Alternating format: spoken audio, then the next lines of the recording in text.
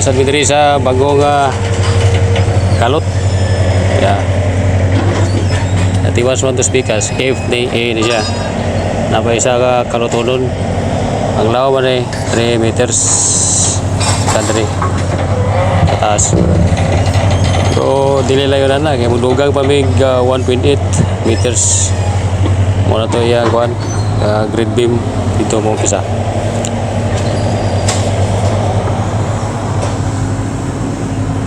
Tapos sa may motherboard. Okay, mag-layout na niya. Tapos layout. Tangani graba. Grabahan niya. Okay, bako. Wala pa natiwas eh.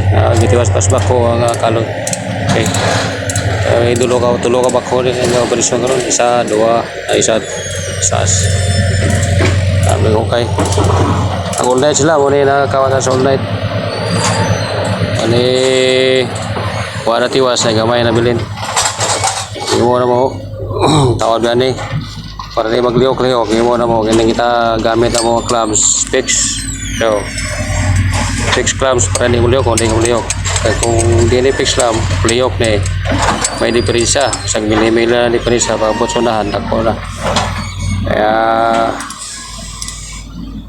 mas kaya na fix clamp ang ano gamiton mga ikulani linya eh dito magkuha reference eh para sa layout palibot ha naman ng pan koneksyon yan tanan muluyok isa liyok tanan okay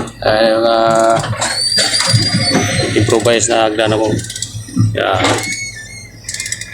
Okay umpisa na kay si magtandag amo ako yung bato din ako kayo ba. Okay. Smile lang init, kaya yan.